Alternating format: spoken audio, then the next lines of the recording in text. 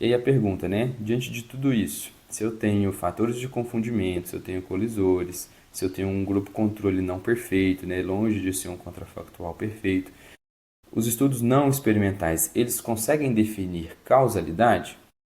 A resposta para essa pergunta é que sim. Isso pode parecer estranho no primeiro momento, né? Como assim? Sempre aprendi que coorte, caso controle, não define causalidade. Mas isso, assim como a pirâmide de evidências, fala sobre intervenções. Esses estudos não experimentais, eles conseguem definir causalidade quando nós falamos de fator de risco. E aqui um grande exemplo, né?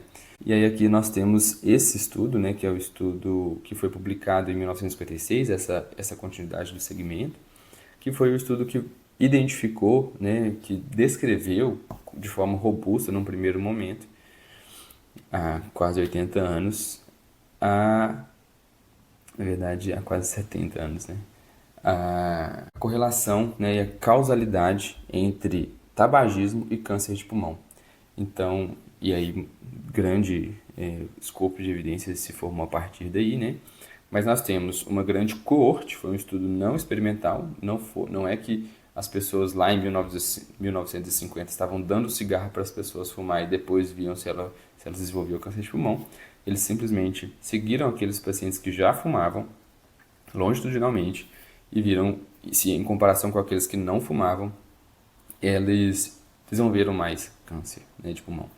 E assim se foi definido a causalidade do cigarro com câncer de pulmão através de um estudo não experimental, né? Então aqui falando de fator de risco, nós conseguimos definir sim causalidade nesses casos e são dezenas de exemplos, gente, que a gente pode levantar a respeito disso, mas esse é um dos mais tradicionais aí da história da medicina, assim como o Framingham Heart Study, que foi um dos estudos mais importantes para definir os fatores de risco cardiovascular, como a hipertensão, como as primeiras avaliações de alteração de colesterol LDL, no aumento do risco cardiovascular de alguns pacientes que eram acompanhados nesse estudo.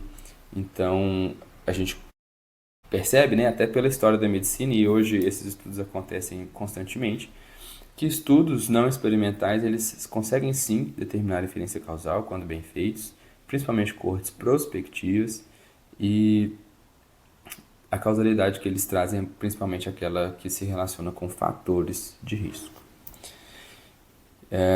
Bom, eles podem ser confirmatórios quando a gente está falando de fator de risco, como eu mencionei, coortes prospectivas, alguns casos controle, mas eles podem ser exploratórios também quando a gente está falando de desenhos como uma coorte retrospectiva e um estudo transversal.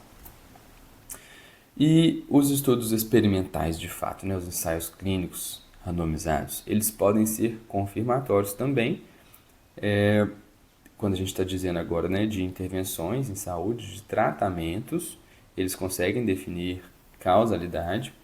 No entanto, eu deixo esse detetive aqui no canto da nossa tela, porque precisamos saber ler, né, esses ensaios clínicos randomizados para tomar a conclusão de que existe causalidade ali, né? Porque não é qualquer ensaio clínico randomizado que vai definir causalidade. Dificilmente um ensaio clínico randomizado isolado consegue mudar totalmente um paradigma que seja neutro ou negativo para um paradigma positivo a respeito de um tratamento. Então, é preciso ser cético, é preciso saber fazer análise crítica de literatura e é preciso ter um raciocínio bayesiano, né, condicional, de probabilidade condicional, para que eu entenda todo o conhecimento que já existe, como aquela evidência se soma ao que já existe e como ela modifica, né, o entendimento daquele cenário. Então, apesar de poder sim ser confirmatório para definir a causalidade de uma intervenção, eu preciso considerar tudo isso antes de afirmar essa causalidade.